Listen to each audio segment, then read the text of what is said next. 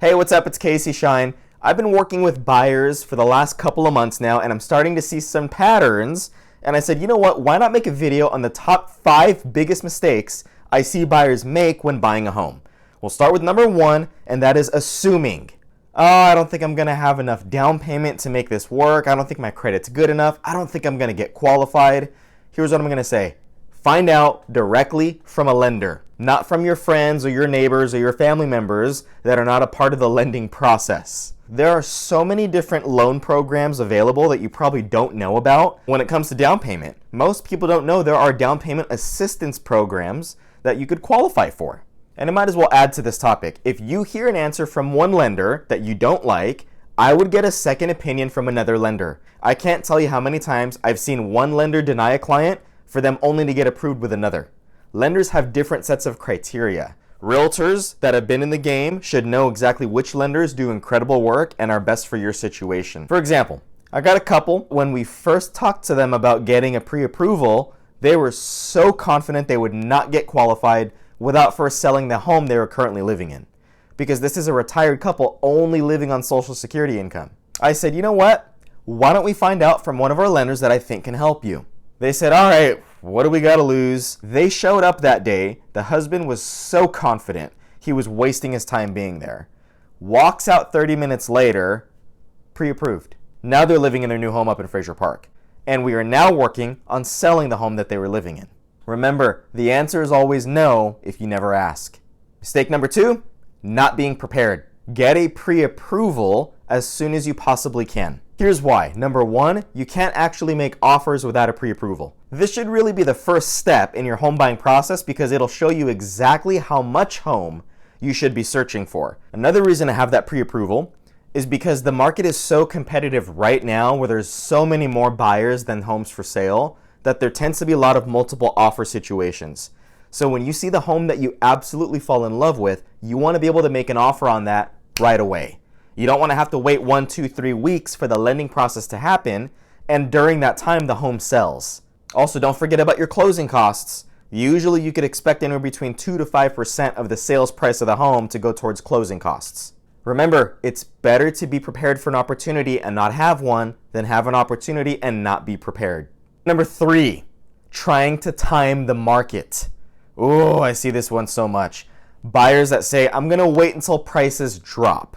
My question to you would be, where did you buy your crystal ball? These buyers end up usually paying the most money for their home because they end up waiting for something that usually does not happen. So by the time they say, let's just buy the home, it's so much more expensive than if they had just bought when they first wanted to buy. Even in the investing world, one of the biggest mistakes that experienced investors say they made when they were new was trying to time the market. If you look at the price history of homes over a number of years, you'll notice that home prices tend to appreciate over time.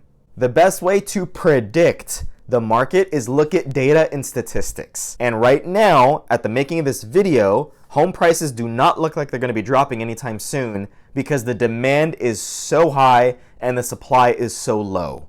Tons of sources expect appreciation to continue for the next 3 years at least. If you haven't seen my 2020 recession video, I suggest watching that so you can get a better idea of what's going on with home prices over the next several years.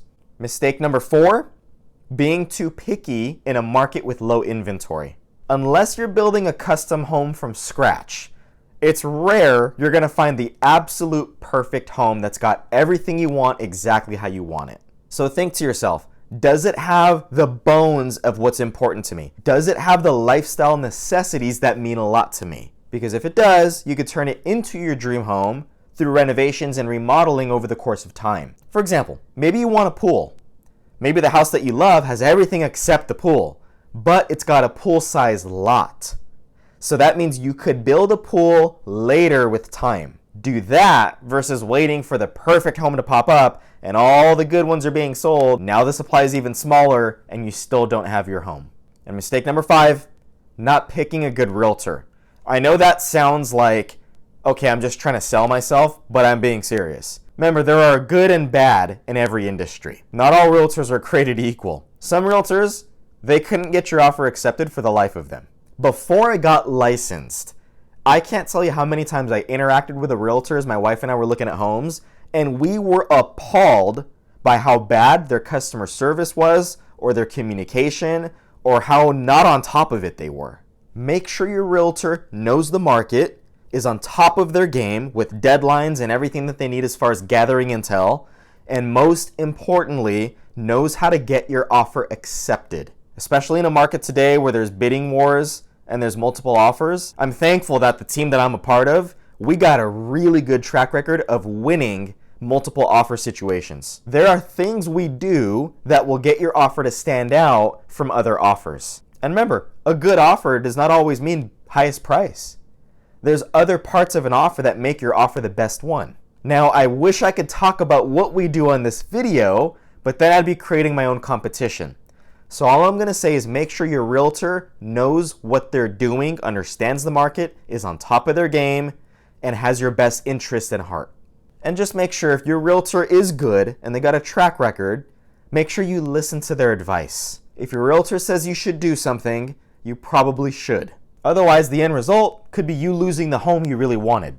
Those are the top 5 biggest mistakes I've seen buyers make. If you are a real estate agent, comment below some of the biggest mistakes you've seen, because I think the more comments we have, the more insight there is, the better everyone will be in getting into their dream home. If you found these tips helpful, make sure to like and subscribe, because I'm going to be launching a lot more tips and ideas through future videos. Make sure to hit the bell icon so you can get notifications, share this, comment, tag people in it. That way people can have an easier time getting into their next home. Thanks for watching. I'll see you at the next video.